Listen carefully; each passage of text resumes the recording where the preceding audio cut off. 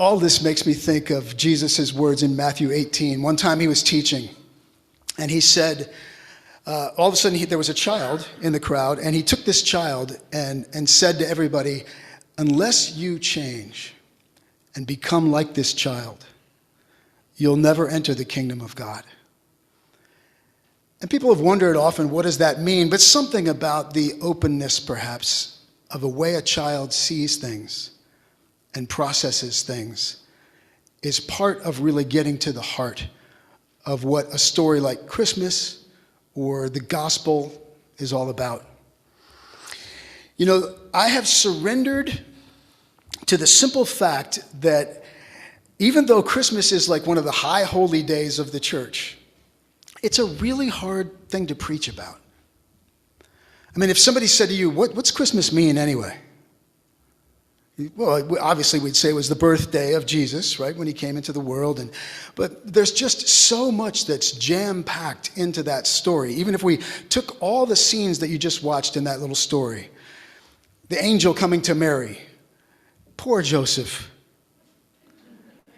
them getting to Bethlehem, the backdrop of Roman occupation and unjust taxation. I mean, there's just stories after stories after stories, her having the manger as the birthplace, no room in the inn, on the margins, the shepherds who were among the poorest of the poor being the ones to whom the message was entrusted. There's just layers of meaning everywhere. And it's like it's too much. So I'm going to share with you one simple anecdote. And that's going to be my message tonight. And it might not work for some of you. For me, when I heard this last week, as I was praying and thinking, okay, what's my Christmas message this year? This year when, man, we're tired, right?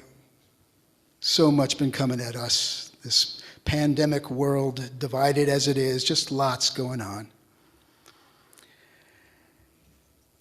And what I usually do is try to find one little detail in the Christmas story and maybe bring that to life a little bit.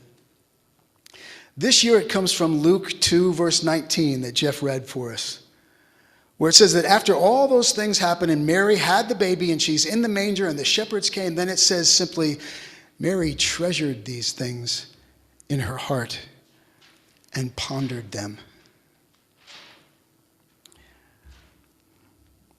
So the rest of my message is this one simple anecdote. There's a guy named James Finley, who is a fantastic spiritual teacher, retreat leader, author, somebody that I have fed off of a lot over the years. And he told this story. He said several years ago he was flying into a major metropolitan area to lead a retreat. And he was on the aisle seat in the plane. And next to him was a young woman, and in the window seat next to this young woman was her 4-year-old son. And the boy had never flown before, and he was full of questions, and he was excited, and he was also a little bit afraid once the thing started going. They got off the ground into the air, and he quieted down. And then at one point he turned to his mom, and he said, "Mommy, does the person who's flying this plane know where Grandma lives?" And you could sense he was trying to take it all in. And the mother said to the boy, not even looking up from the magazine she was reading, "Well, close enough." And Jim, who was sitting next to them listening to this, he said, "I thought, now that's a pretty clever answer, Mom. Because if Grandma lives in the greater Chicago area, then the Chicago airport was close enough, because the child was too young and little to take in a lot more information." And so then the child just turned and looked out the window. And a minute later, Jim said something really beautiful happened. He said the mother turned and looked at the back of her child's head. And then she closed her magazine,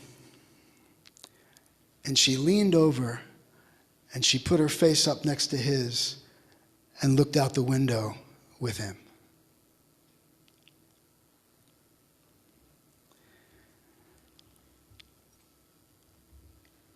And he said, you know, it was such a little thing. I mean, it was so subtle. There was no announcement over the speaker system congratulating the woman on her fine parenting or the little boy on understanding some new things.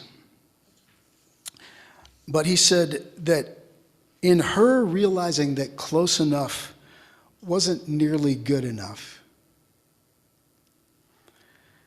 that she and her child both, in a sense, deserved and needed more than that. She leaned in as close as she could get and just wondered and pondered with him.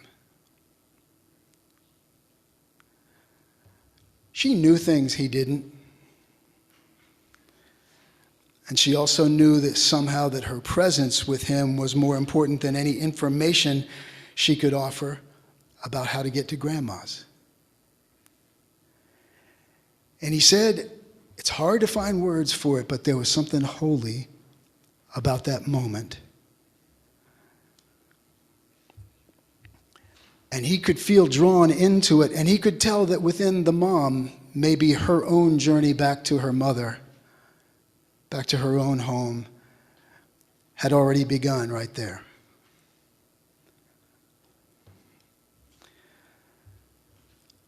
At Christmas, we celebrate God coming to earth to be with us.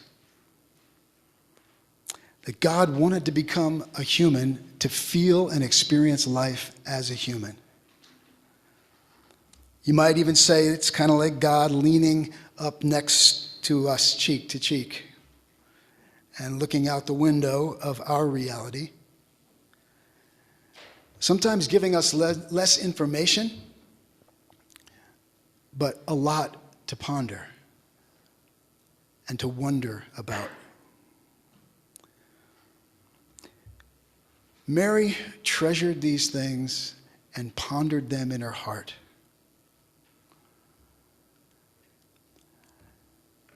In this season of overwhelm in the world, and for a lot of you individually, maybe it's enough to have some beautiful things to hold in your heart and ponder. Is that the meaning of Christmas? Close enough.